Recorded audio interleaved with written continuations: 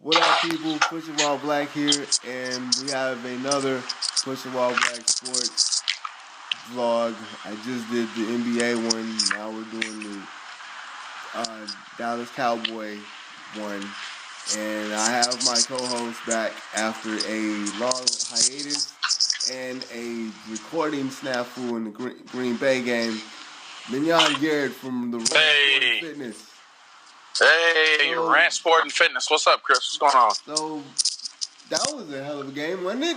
Man, oh my gosh, did you? It was sick. It was insane, man. I'm so happy the way that they finished. They finished in a way that I haven't seen since the 90s, man. Honestly, when was the last time you saw a running back run straight up the middle untouched? A couple weeks ago, because he tends to do No, that. I'm talking about in Cowboy history, though. Zeke tends to do that on people. Yeah. This season, yes. Bro, y'all know I bleed blue and orange, man, but that was ridiculous, bro. You can come home, too.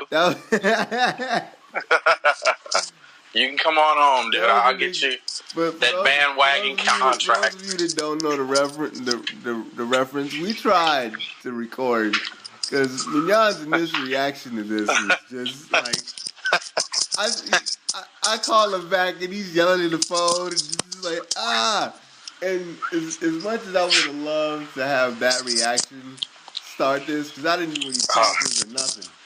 TV was on in the background. I was like, no. Yeah.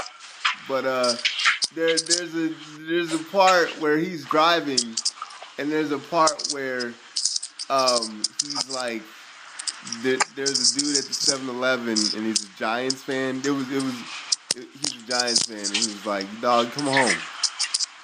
Yeah, come on home. Yeah, come on home. You can always come home. That's my thing. If you ain't a Cowboy, you can always come home. Wow.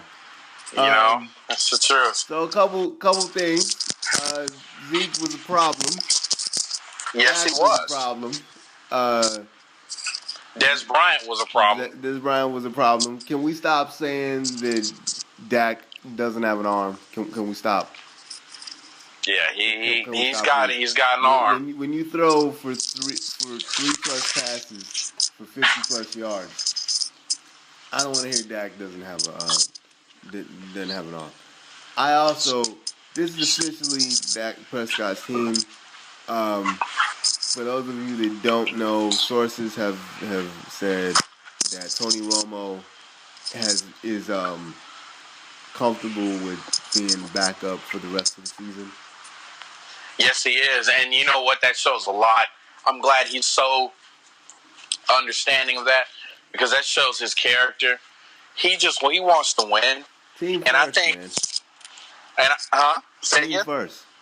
Yes, and I really do believe he would make a good backup. I would even suggest if Tony's willing to take the backup role at this point, if he wants to continue to be a backup for Dallas, next year or whatever, I think that it would be awesome. It would suit him well. They can get rid of at least one of the QBs to help their cap room. Sanchez goes away. Yeah. Because if you like Kellen Moore and he's young and that's the future, and that's not the future, but if you like Kellen Moore, there's no reason to have Sanchez after this year. No, there's no reason. You can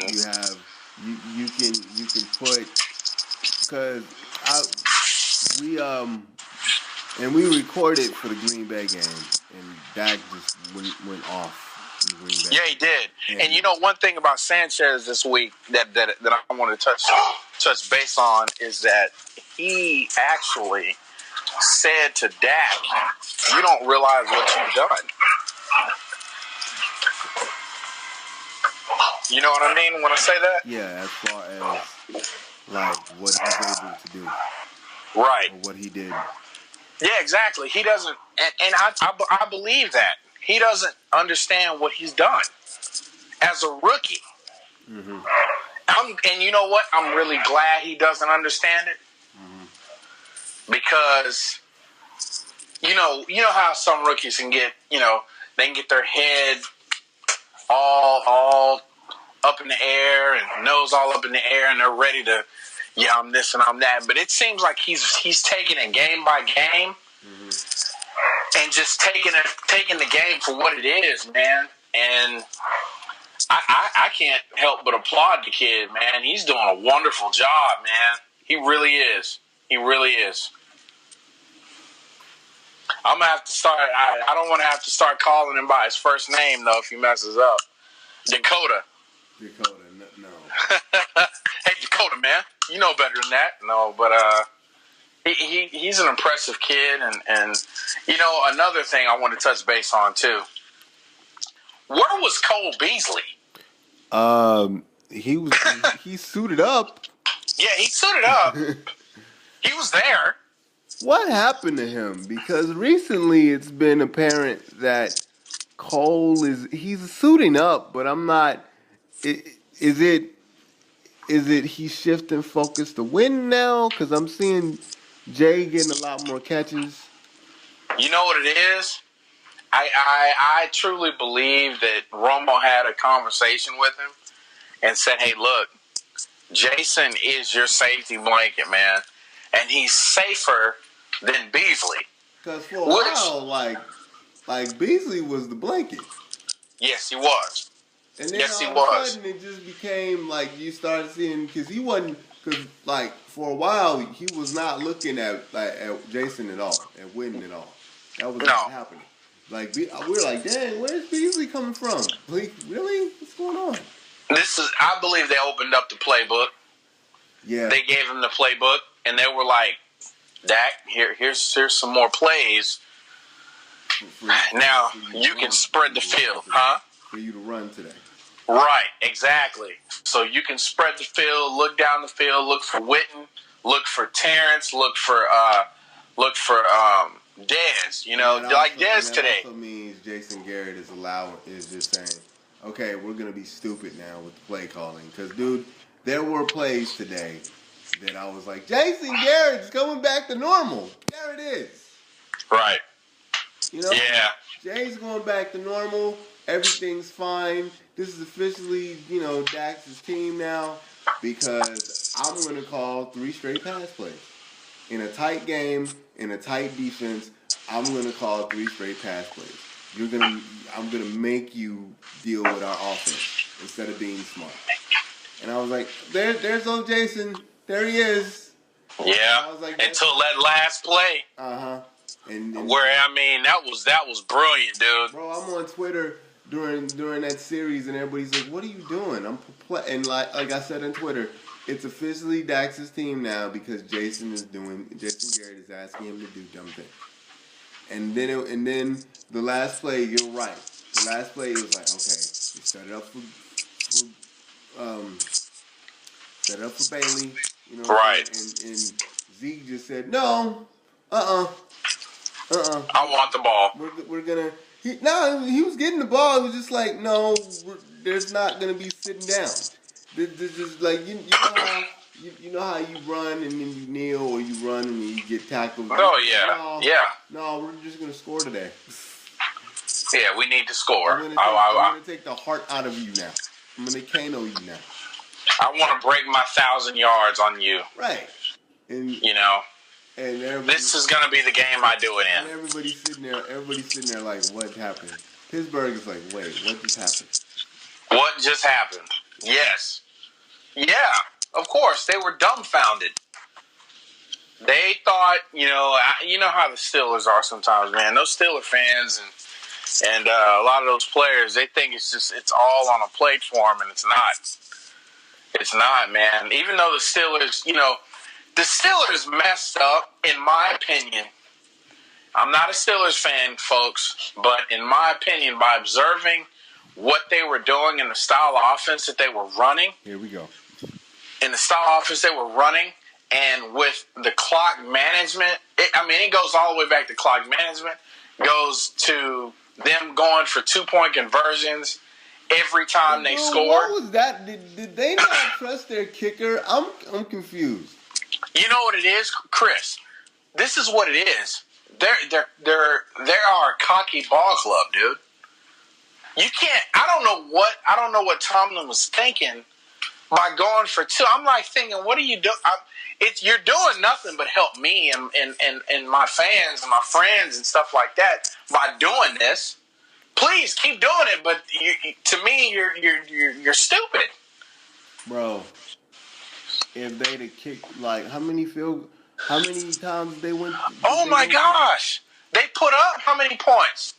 They put up. Let me see. Bro, it was 35-30. Yeah, so they scored at least 3-4 times, touchdowns. So you add that up on how many times they went. They would have. I mean, it would have been a lot closer if they'd have just kicked the field. Like, it's like, what are you doing?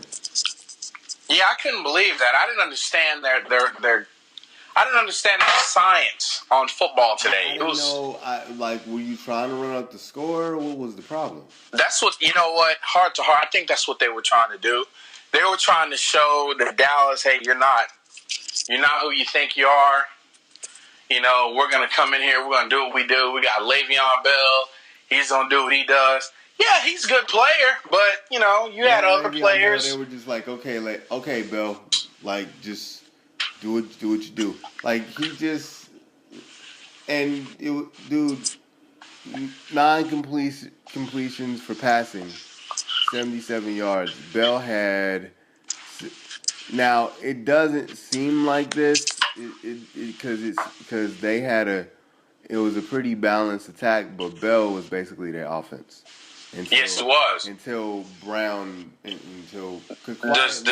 quietly Brown had 154 yards. And yeah, it was kind of like them two, had the offense kind of for them, and then it was kind of like I didn't realize that Roethlisberger threw for 400 yards. Wow, they threw for That's a quiet 400. Isn't it though? Yeah, it's a very quiet 400, man. Because I never would have, just by watching the game, I'd never thought he threw for 400. But yeah, that's a very quiet 400 yards. 37-48, 408 yards, 3 touchdowns. And Dak actually had a pretty pedestrian 22 or 32, 319 yards, 2 touchdowns. Yes. Yep. And Zeke is just they're just gonna be like, all right, dude, all right, Zeke, just lead us, just lead us to the promised land. Take us to the promised land. Yes. Yeah. Well, I think he's learning to run up the middle. Remember the first couple games we were watching, and it was like, it was like he needs to. In space, he's still the best. Like that screen pass was ridiculous. 83 yards, really? Yeah, I mean that was just 83 yards. I mean, you can't even explain that. Like, I can't explain it. Like, how did you manage to do that? Really? Really? Like, you caught the ball and just took off? Like, when does that happen, dude? Like, how often does that happen? Like, you know what I'm saying? Like, and when I say that, I mean, sometimes Ezekiel Elliott, in my opinion, right now, he's the best in the league, in my opinion. Is there anybody else? Who else? Well, they let me see. What's the guy's name from the other rookie running back, man? Let's see. For a minute, they were talking about, it was a couple other running backs. One for Buffalo, and then DeMarco Murray today had a breakout game today, which was kind of weird. Yeah, about time. Right? Like, Oh, that's one thing I want to talk to you about, too. If you're DeMarco Murray right now, are you kicking yourself? Yes, you are. Are you kicking yourself right now? Yes, like, are you? Yes. I mean, because come on, man. Like, the best year he had was with the Cowboys. The best year. And you go, we've talked about this. We talked about this last year when it happened. Why a north and south runner like him decides to go to a spread option offense that Chip Kelly was trying to run in Philly? They don't even run, like, his running backs don't even run the same. Yeah, and then Darren Sproles beat you out. Darren Sproles beat you out, but not because he's better than you, but because he works in the system. And you find out that basically Darren this season, Darren has been carrying the load for Philly. Mhm. You know what I'm saying? Yeah. And DeMarco, and but that's a developing team, man. Really? It's a developing team, dude, and you left the squad out of ego. But I don't know if they're gonna. In this situation, he might have had a career year because of the situation he was in. You think so? I mean, think about the situation of the Cowboys, man. Yeah. Hurt again, and like, cause Garrett would have ran DeMarco Murray silly just because of the situation.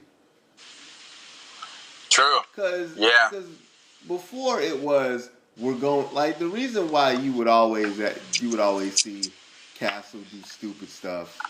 Yes, indeed. Because it would be like, okay, we know what Castle can do because we've seen him do things, and then you realize, like, can't do anything.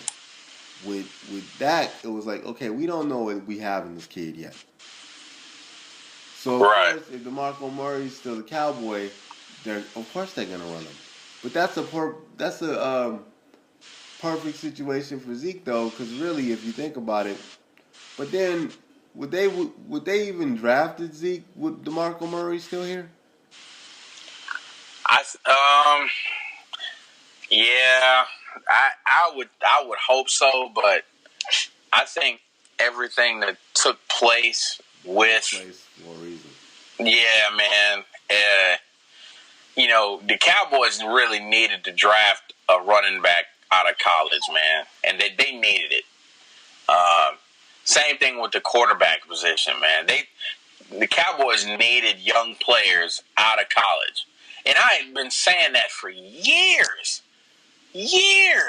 Stop taking what you have in the league and mixing it all up and saying, hey, look, let's take this guy. He's been in the league for 5 years. Let's take this guy. He's been in the league for 7. Let's take this guy. Get somebody that has a fresh mind, doesn't know what the NFL is like yet, somebody that's chomping at the bit to prove themselves. Get somebody out of college. It took them years to get that notion. Like, okay, maybe it's a good idea to draft 23-year-olds, 22-year-olds out of college. Maybe it's a good idea. Maybe we can get a good running back, Ohio State Buckeye, Ezekiel Elliott. No, let me say the Ohio State Buckeye, Ezekiel Elliott, to be our running back. Let's see what he can do. Oh, wow. Look at Ezekiel Elliott now. 8 games later, 1,000 yards already. Stop being cute. Basically what you're saying is stop being cute, man. Because Dallas used to be really, really cute with their draft picks. It's just like, stop. Just draft decent. Just draft well. Right. Just draft. Do your progressions, just like in the plays. Go down the line. Look for people to get out of college. I don't know why they found that so difficult, but now I believe Stephen Jones has a lot of say now within what's going on, which is good because he's the one who wanted Ezekiel Elliott. He facilitated that. Like he wanted Ezekiel Elliott on that squad. He said, "Hey, look, man, we got to get Ezekiel Elliott, man. 4th round, we got to get him. We need a running back." Mm-hmm. I'm so glad Stephen Jones has a voice now. I really am. Or 4th pick. Yeah, 4th pick. Yeah, I mean, I'm like, gosh, finally, Let's give a young buck like Dak Prescott a chance. Well, I mean, because what's the name wanted Paxton Lynch. Yeah, and that would have, you know what? That would have been a bust for us. But I mean, really, like, you don't know because Elway really wanted Lynch too, and he got him. But the guy that they got now, is enough to where it's a Northwestern kid is enough to where he's all right, and with that defense, Denver's gonna be fine. So you don't know. You know what I'm saying? Well, I mean, as far as the offense for the Cowboys, yeah, I don't think he would have been a good fit. Well, they run because Lynch can run, and here's the thing though, because Jason wanted him badly and tried to get him and couldn't get him. I think it would have been a Romo situation where if he got Paxton, then he was in that situation, he'd have asked Paxton to do a bunch of stuff. Like okay, like you know how you ask Whedon and you ask Castle to run your same offense, and you're not smart. I think they would have asked Paxton to do that instead of let's see what Dak can do, and let's develop him, and let me be smart with my play calling for a while. And now, midway through the season, I'm asking him to do stupid things now, and I'm giving him the playbook now. Yeah. I think with Paxton Lynch, if Jason would have got him, and Romo gets hurt, then he'd be like, "All right, kid, let's go." You know what I'm saying? But I think because Jay didn't have his guy, and then I think Dak was on the draft board just in case, but that wasn't Jason's guy. And to Jason's credit, it's not like you're not my guy, I'm not going to play you. It's you're not my guy, I'm not going to ask you to do dumb things, I'm going to develop you as a quarterback. Right. Exactly. Yeah. So, I mean, can you make your prediction now? Can you make it now? Is it early now? Make my prediction for the Super Bowl? For the Cowboys. Can you make it now? Can you make your Super Bowl predictions now? I did tell you like week 8, didn't I? Week 9? Yeah. Okay. I say the Cowboys will make the playoffs. Yeah. Bottom line. Yeah. That's predicted already. They're gonna go to the playoffs. Oh yeah. Even if they have a monster collapse now, and I mean, what? They're 8-1 now. Yeah. Bro, they're still gonna go. They're not gonna have a monster collapse. But even if they do, they're still gonna win the division. Yes. Yep. So I predict them going to the playoffs. I predict that. Oh man, it's hard, Chris, because it's hard being a football fan, and then your squad is on a roll like this. I think with the squad that they have now, they will make the playoffs and they will shock us this year. I'll say that. I think they'll make the playoffs. I still have questions about their defense. Yes, yeah. I mean, I can't say Super Bowl, dude. They have a pass rush. They just don't have anybody in the middle to stop anybody. Because you can still throw on them. Yeah, you can still throw. We weren't able to do a Cleveland one. But man, when Kessler throws for damn near 300 yards and it's all up the middle, yeah, that's a problem. And this is the problem that I have already that I'm thinking about. Cowboys, okay. It's a little early, but this is what's been going on in my head. Cowboys and Patriots, Super Bowl. One of my friends just told me it's going to be Cowboys Patriots. Go ahead. He just told you that? Yeah, Anthony, the dude that did the Philly in your absence, He seems to think it's going to be Dallas and Cleveland. Well, I'm not going to Dallas and Cleveland. Dallas and Patriots. Dallas and Patriots, I'm sorry. Okay. No, I'm not going to say they're going to go to the Super Bowl, but I'm just going to say if it were to happen, defensively, I'm worried because of Gronkowski. And that's Brady's bread and butter. And that's his bread and butter. And then on top of that, they have little intricate pawns everywhere that can just intricate pawns. Yeah, that can just no names that can just wake up and say, okay, today I'm going to play. I'm going to play today. I just want to catch 3 balls. Danny Amendola has a 300-yard receiving game. Right. Exactly. And that's what I'm thinking about. It's like, wait a minute, you actually caught the ball and didn't get hurt today. Yeah, and then everybody's catching balls. Brady's tossing the ball. But one thing, though, that I will say, if Dallas meets them, Dallas's pass rush is what's going to keep them in the game. I guarantee it. Because the reason I say that, Brady is not that mobile. Mm-hmm. Okay? So if Dallas gets that far to meet the Patriots, I think if they keep Brady on his toes and keep him, just completely discombobulated, I think they can win it. They can win it. But it would be a dogfight, though. And they've proven that they've been able to get out of dogfights relatively easily. Yes, they have. Tonight included. Right. I think that this is an eye-opener for the rest of the teams that play them. Because it's like, dang, man, we're going to have to play Dallas all 4 quarters. You see that, don't you? Mm-hmm. We can't go to sleep on them. No. That's what they're thinking. No, you can't. What? Okay, we've talked about the 4, 2-point conversion things. We've talked about that.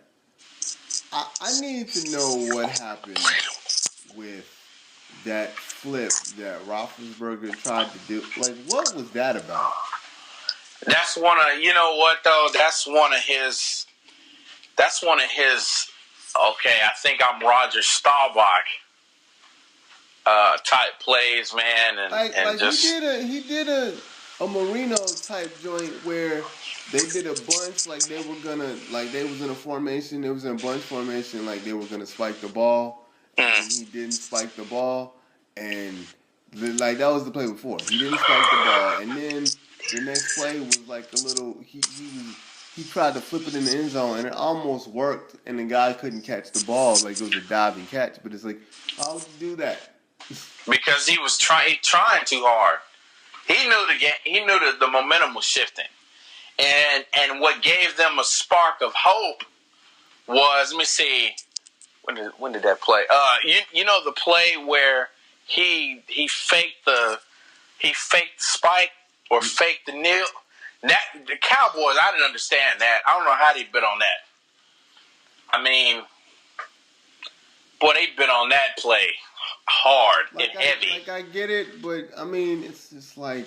But that gave them a spark, dude. That gave them a spark, and then Ben Roethlisberger, he does that. If you watch throughout his career, man, he's done that before. And it's just, he'll flick the ball up in the air and miraculously somebody will catch it.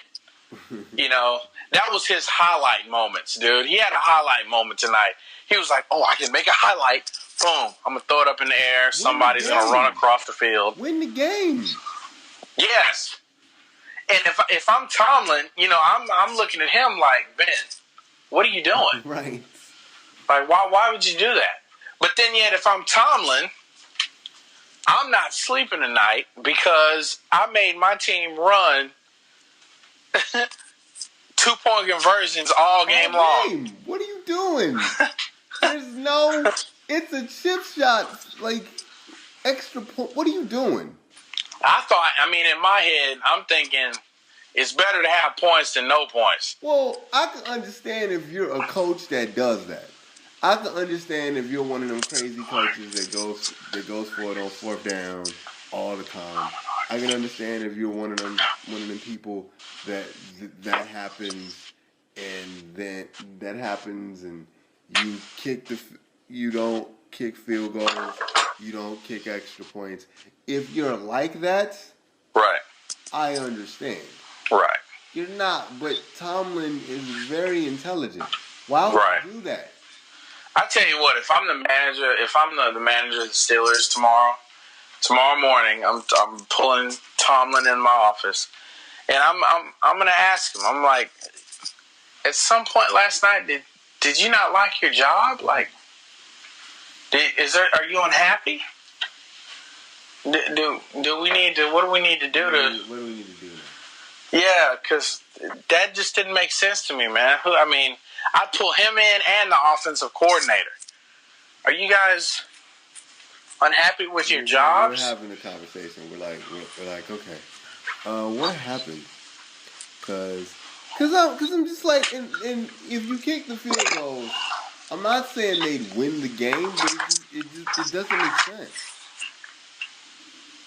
Yeah, it doesn't. That's why they're not going to playoffs. They'd have to turn it around completely in order to make the playoffs, dude. I just don't see. I don't see Pittsburgh doing anything this year, man. I think they're 4-5 now.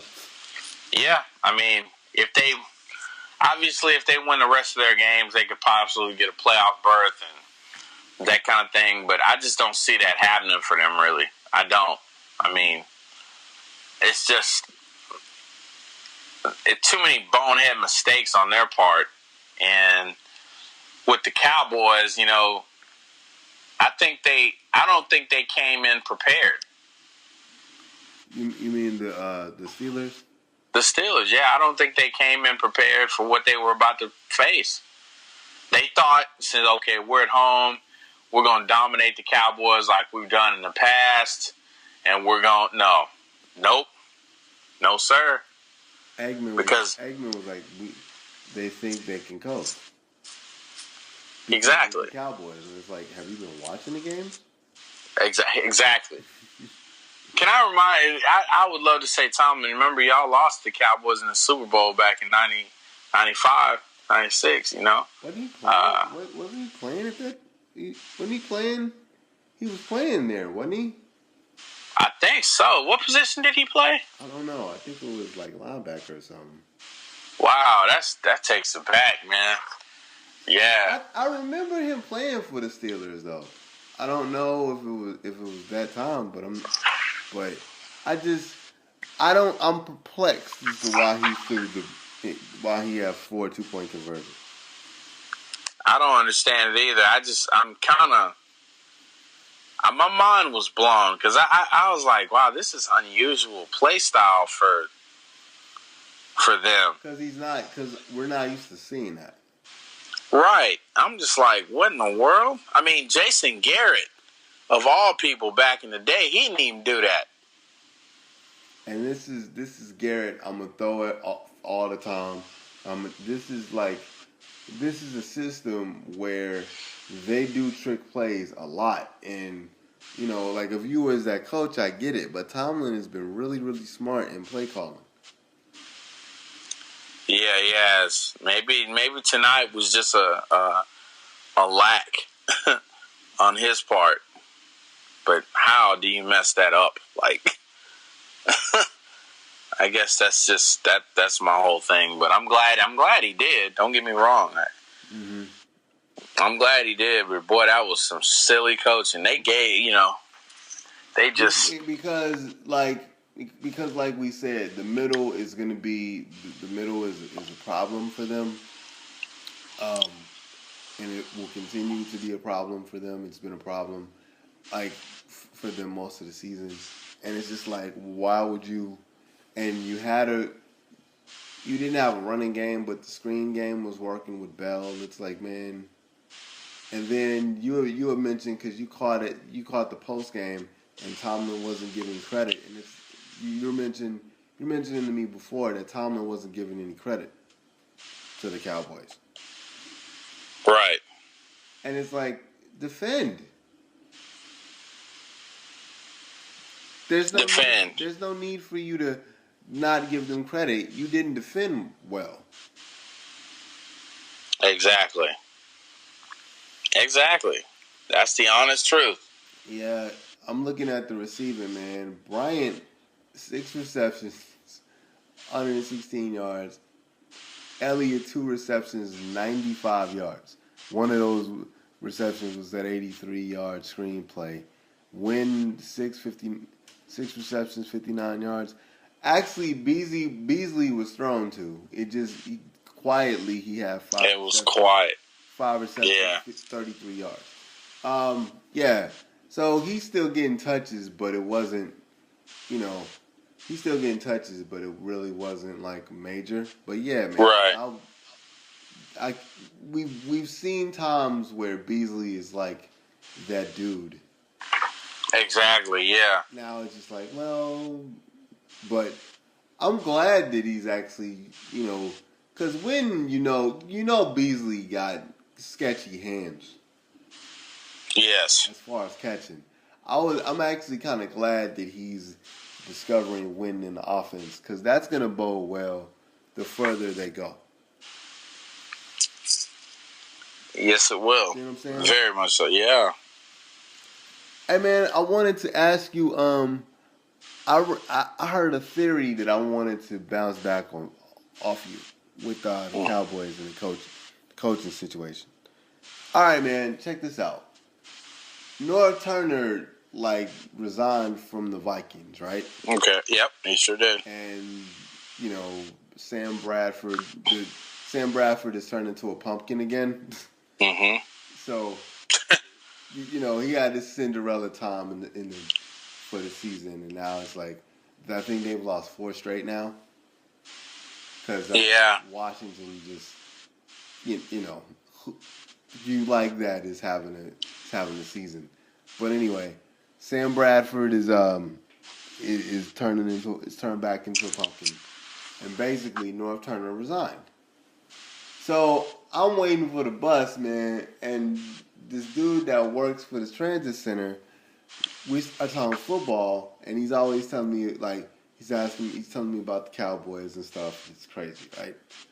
So he's saying he said that basically the offensive coordinator for the Cowboys next year is going to get a head coaching job. And he's saying instead of being stuck in a bad team with Minnesota or having the Minnesota experience look bad on you, I'm going to resign now and then quietly wait for the coaching staffs of the Cowboys to get full-time coaching jobs, and I would slide in as offensive coordinator. What are your thoughts about that? For next year, him coming to Dallas. Yeah, man. You know what? It would have to be the perfect storm for it to happen, man. I think that there really isn't a true answer, but we can entertain the idea. Mm-hmm. But the true answer would depend on how their roster lines up next year and who is willing to create or keep the same playbook as you've had, obviously, this year that actually worked.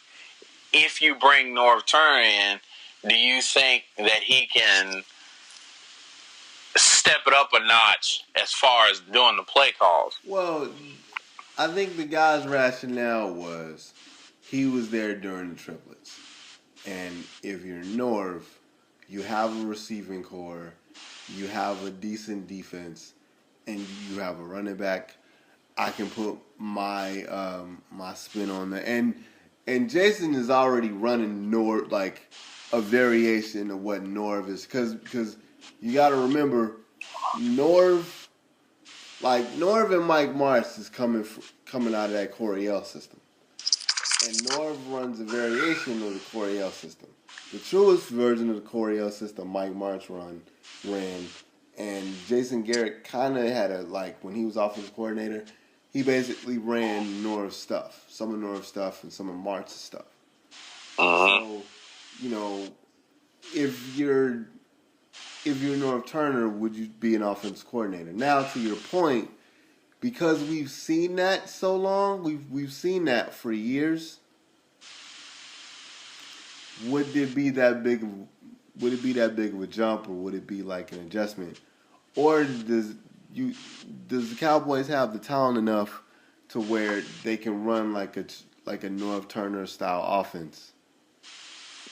And it makes, because when Jason was trying to run it, it just didn't seem feasible.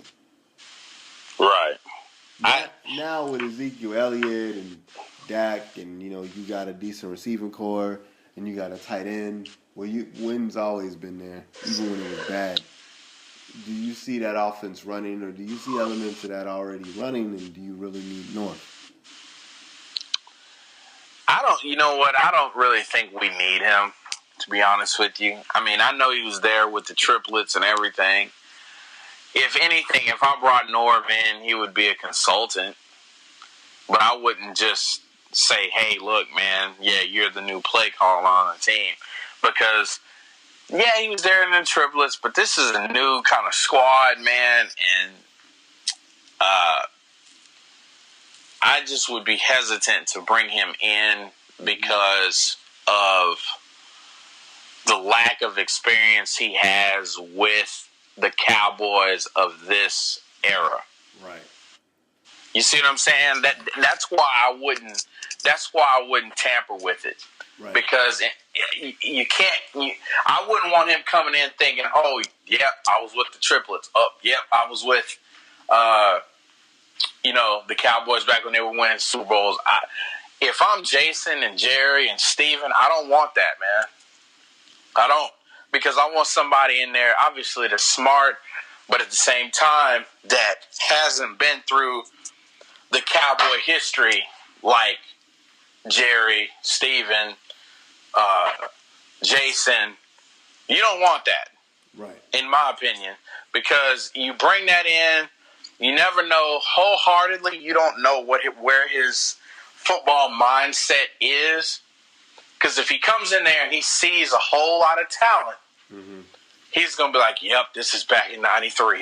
Yep, this is the '90s Cowboys. Yep, this is." No, it's not. This is not a '90s team, man. This is not what we're looking at right now. If we were to judge the Cowboys, right now compared to what they were back when Aikman was a rookie, yeah, dude, if the Cowboys had to play the rookie Troy Aikman squad versus the squad now, yeah, we would blow them out. You see what I'm saying? When I say that, look how Dak has started out as a rookie. You just said, wait a minute, Paul. Yeah, man. Yeah, I really believe that. If we could go back to the time Aikman entered the league, okay. And, Aikman's my guy. But he had a rough few years, man. Yeah. He had a rough few years. It took Emmett coming to really solidify what they were doing. Right. And even Jimmy talks about that. They had a rough couple years, man. And that's why Jimmy had to come in there. Yeah. But, it's one of those things where if we were playing the Cowboys of 2016 versus the Cowboys of, when did Aikman enter the league? 88? 89. 89. If we play them, the 89 squad, we would beat them. We would beat them, dude. It's no question. No question. I gotta research that, because it could be one of those situations where Jerry was like, I don't know. I gotta research that, man. Yeah, I mean, look it up. Look at who the Cowboys had. Where they might have been bare. Yeah. Because this team isn't bare, man. No. It just seems like this is one of those situations where when everybody talks about talent, they got the talent. Now you got the quarterback and the running back to say you got talent. The receiving core, it doesn't. I mean, theirs is wonderful, but it really doesn't matter if you got those two things. Yeah, I mean, if you look, if any, hey guys, fans, a rant, pushing while black. Hey guys, if y'all can watch the 30 for 30 doc about Jimmy Johnson, it goes down the list of why he came to the Dallas Cowboys. He went down the list and said, "Look, Dallas Cowboys, the players that they had were slow. They were fat. He said the Miami. This is coming out of Jimmy's mouth. Yeah. He said the Miami team he coached would have beat the Dallas Cowboys."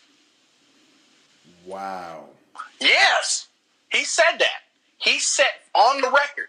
He said the Miami team that I coached, the championship Hurricanes that I coached, would have beat the Dallas Cowboys. He said that. What 30 for 30 is this? It's the 30 for 30. Let me look it up real quick, man. I saw it a while ago. I'm looking it up right now. Let's see. And how? When was this dropped? Because I haven't really been, catching my 30 for 30s. It's man, I saw it let's see, a couple of weeks ago. I watched it, man. Okay. Oh, it was let me show you. Let me see here. It was the Great Trade Robbery, folks. It was the look for 30 for 30, the Great Trade Robbery. Great Trade Robbery. Yes, the Great Trade Robbery, man. They talk about the trades that were. Was it the? It wasn't the. No, it wasn't a Herschel Walker trade, was it? Man, they talked about Herschel. Yeah, they talked about Herschel Walker in there, man. They talked about basically the trades that were pulled off, sending Herschel Walker from the Dallas Cowboys to Minnesota. Mm-hmm. Then they talked about the Vikings, how the Vikings destroyed what appeared to be, like a budding dynasty by selling the farm to Walker. Yeah. I mean, they talked about all that stuff, man. And America's team, Dallas Cowboys, dude, they went down the list. How the Cowboys became the team of the 90s and won 3 Super Bowls. I mean, and it's an extensive interview with Jimmy, man. I mean, because Jimmy was like, he loved Herschel Walker. Mm-hmm. He loved Herschel Walker, but he said for the offense that was put in place for the Cowboys, that the man with the hat, everybody knows, you should know that, the man with the hat and Tex Ram, obviously, they had these plays for years. And so the playbook that they had for Herschel Walker was ancient. And what Jimmy was bringing to the table didn't fit Herschel Walker's running ability, because Herschel Walker was one of those kind of running backs that, yeah, he could be a scat back running and getting away, but he loved running over people. Uh-huh. And basically, Jimmy was looking for a pure scat back, somebody that could maneuver and make people miss, catch in the backfield, catch downfield, like a finesse run. He wanted as close of a finesse running back as he could. So that's why he got Emmett. Emmett fit the system perfectly. Like I said, it wasn't because he didn't like Herschel, because Herschel was a great running back. He just did not fit what the Cowboys were trying to do. Right. So Jimmy had him leave. Right. Yeah. And they were, it was a lot of stuff going on. Jimmy hates Herschel and all that kind of. That wasn't it. He just didn't fit the system. He didn't fit. Right. He didn't fit what Jimmy was trying to do. Right. And why not? Because Jimmy's real smart. If you gonna trade a piece like that, get as much as you can for him. Exactly. And then on top of that, he had to get rid of a lot of the linemen that they had because of the simple fact that, like he said, in the 30 for 30, they were fat, they were slow. He said, matter of fact, for on the record, he said that he has never coached a team where their 40 times, where half the team's 40 times weren't in the fours. Wait, what? Yeah, I'm serious. Yeah. He said he couldn't believe at how slow these professional athletes were, because and that's why he compared, the Cowboys to Miami, because, dude, let's face it, Miami, and they still doing this. They go out and chase rabbits. They're chasing the rabbits, man. They're fast.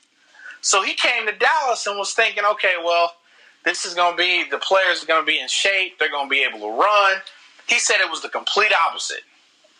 The linemen were old. The linemen were fat. They were slow. And you know that's how Jimmy talks, man. Jimmy's straight up about it. He's fat. He's slow. I can't do anything with him. Leon Lett.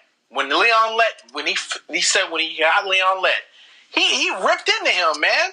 He ripped in Leon Lett. He ripped in Nate Newton when Nate Newton came, because Nate Newton was fat and slow. Wow. Yeah, man. I'm telling you, like that was the kind of discipline that the Cowboys had back then. Mm-hmm. That they had been after. That's why after Jimmy left, it just went downhill, man. After that, until now. I mean,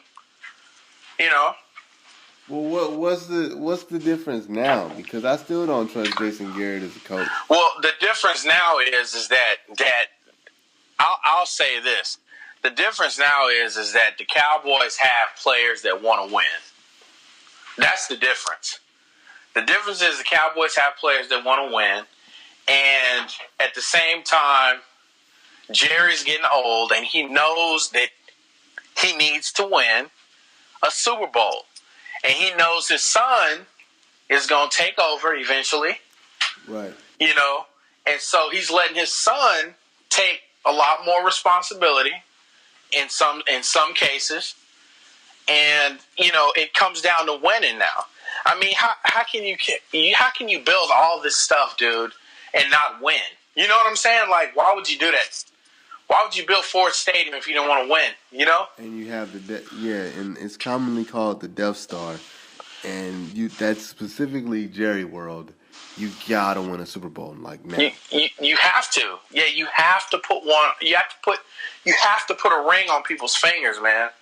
You have to. So if they win the Super Bowl, do you know how crazy this is gonna be? Oh my gosh, dude! I know I'll be at the parade. I know that. Man, I'll be there, jersey and all. Wow. And I don't do jerseys much. I may have to get a customized jersey that says Garrett on the back of it. Wow. Yeah, man. Straight up. I mean, I think if they have it, man. If they can get, Dallas has the talent. It's no doubt. They got the talent. When you got a kid that can just, here's a screen pass, run 83 yards. He's a technician in space, dude, and he's starting to figure out how to read holes. Yes, he is. He's figured it out, man, and he's hitting them. He's hitting those holes, dude. I mean, yards. Think about it. Yards after catch. Yards after. You know what I'm saying? It's just my wife, Tiffany, she even said, wow, he kind of reminds me of Emmitt Smith when he goes for the extra yard. Wow. Like how he would, you remember how Emmitt would run and get hit and fall, and then even though he was on the ground, he'd still try to wiggle up. Yeah. To get the extra, yeah. Tiffany basically just said Ezekiel Elliott is baby Emmitt. Dude, I mean, honestly, and I'll say this, though. I'll go on the record and say he's more physical than Emmitt. He's more physically fit than Emmitt was, too, though. Mm-hmm. I'll go on the record and say that, man. Yes. And he's faster than what Emmett was, too. Yeah. You know what I'm saying? He's a lot faster than Emmett. But he is on that level, though. I'll give it to him. He's on that. He hadn't got the record yet, but I'm just saying he is on that level. If he stays healthy, Chris. Yeah. Ezekiel Elliott stays healthy? Yes. If he stays healthy, come on, man. Really? 1,500 yards. Yes. This season, 1,500 yards. 1,500, easy. Mm-hmm. Easy. And he's going, you know what? He's going to get it. I wouldn't doubt it. I wouldn't doubt, let's see. I wouldn't doubt if he got another 500, man. 500-600. From what he has now. Yeah. Yeah. That would be that because he has close to 1,000 or he has over 1,000 now. No, he's got over 1,000. He's like at 1,009. Yeah, I see them going 1,500. I don't know if they're gonna go if he's gonna do 2,000, but 1,500 I can see. Well, if he does oh my gosh, dude, can you imagine?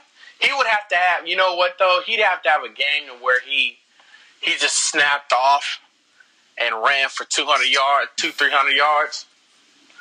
I'm sorry, if he puts up 200 yards, 200 or 300 yards in a game. Rushing. That's all she wrote, bro. Rushing. We ain't talking about like all. Yeah. We're talking about rushing. Rushing. I mean, everybody talks about Eddie Lacy and, you know, a lot of these other cats, Adrian Peterson. Nah, bro. Nah, man. Zeke, bro. He said, wow. Now, is that do you think that's sustainable? Because my fear is they gonna run that kid into the ground. Run him in the ground? He's not effective. Well, this is the thing, though. They have Alfred Morris, though. Yeah. You see what I'm saying? But so that kind of helps. Alfred Morris has gotten considerably less and less carries every year or every game. Yeah. But see, he's that back though that will go in there and take the punishment though. Mm-hmm. He'll take the punishment, but he's good at it though. You know what I'm saying? Like he's almost like a little pinball dude. Like I mean, God dog. You hit him, he's bouncing off stuff, you know? Mm-hmm. I think if they mix it up, I think later in the season, that's probably what they're going to do, though. I think Morris will get more plays as they slowly start to transition and get to the playoffs. Ezekiel Elliott will kind of fade off a little bit because, you know, the whole playoff situation, keep him healthy, don't run him in the ground. But that's a pure running back, though, man. And what I liked about Dallas, last game, they threw in the fullback, man. I don't know if you saw that. Yeah, I did. But they went I formation, bro. When was the last time you saw that? I formation? I formation, bro. Like, I'm like, wow, we can do that now? Like, we can do that now? Like you mean not counting the video game? Right, not counting it. They running up the gut, dude. They running a halfback dive. I'm like, good grief. And still running reverses and still running like halfback passes or wide receivers. Halfback passes and They're still doing wacky stuff. Yeah, I mean it's just like a game of Madden, boy. It's like, you know what? It's Tecmo Bowl with Dallas right now. Golly. He said Tecmo Bowl. Man. You remember at Tecmo Bowl how the Raiders were the team, right? Yeah, and all you had to do was go down that pattern and you couldn't be stopped. You couldn't be stopped. You couldn't be stopped, man. And if you had Tim Brown, dude, all you had to do is throw it up. And like all you would have to do is zigzag, and the game is over. The game is over. Just toss it to Bo Jackson. And like it used to be like if you would run with Bo, people couldn't even play the records. People couldn't even play as the Raiders because it wasn't fair. I can't believe we're talking about old school Tecmo Bowl from NES, man. I know, and I know we're getting off the topic with video game stuff, but I do have to say this. My wife. I'm thinking that my wife will get me Nintendo for Christmas since they're going to drop the new one. You heard about that, didn't you? The Switch. Yeah, it's the Nintendo. Like, it has all the cords that are upgraded to where you can play it now. Like, you can get all the old games, you can play it, you can do all that stuff, man. And I think the first game, I hope she gets in. Oh, give me Tecmo Bowl, bro. Wait, oh my goodness. So are we talking about? Are you getting the Nintendo like Switch? The brand new system or the little like. You remember the original, right? Yeah. Yeah, the original. Oh, but she's getting you the little NES, like 8-bit system. You remember? 30 games on it. Yeah, but it's upgraded. Like everything is upgraded on that mug. Yeah, I know what I know what you're talking about. I think they got Tecmo in there. Yeah, man, I'm gonna have to. I'm gonna be hiding somewhere with a Slurpee and whatever. I'm reliving my childhood. He said a Slurpee.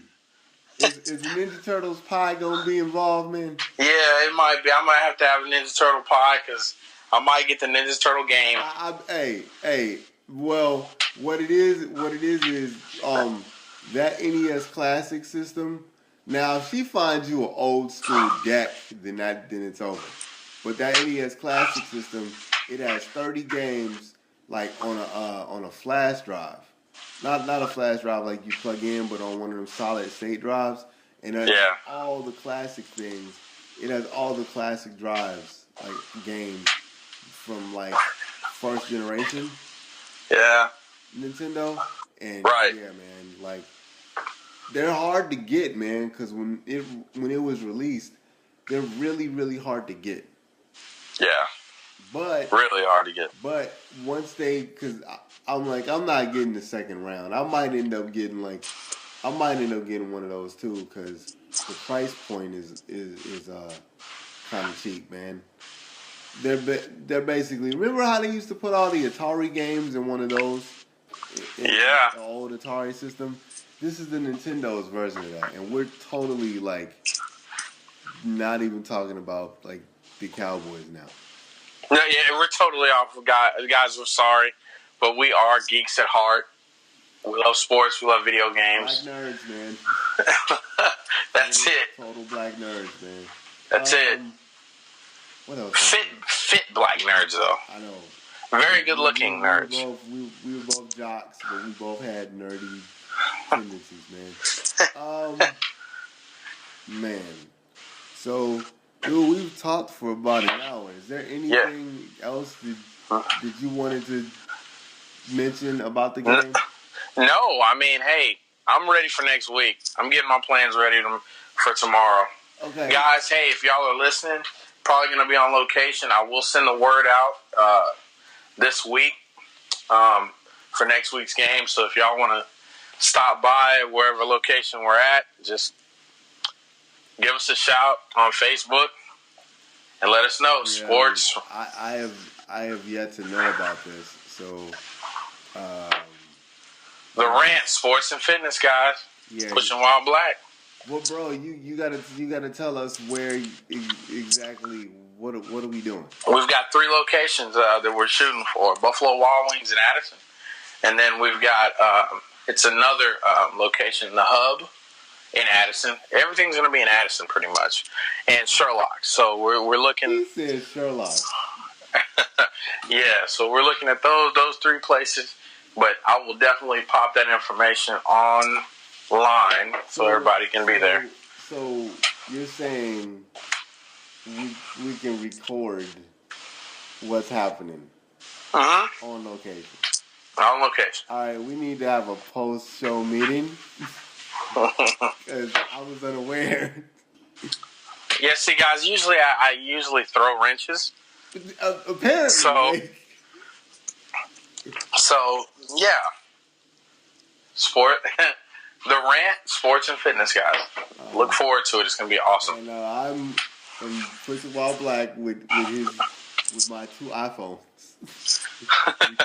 recording. We'll go from there. But Minyon, if there's nothing else, bro, I will speak with you later this weekend. Yes, sir. And push a while black out. This has been Cowboys win 30-30. Was it 35-30? Yep. Yes, 35-30. We did it. 30. They're 8-1. They go up against New York again next week. So as I'm watching the Patriot game, push a while black out, and see y'all somewhere in Addison next week. Apparently. Peace, guys. Later. Hold on, big homie.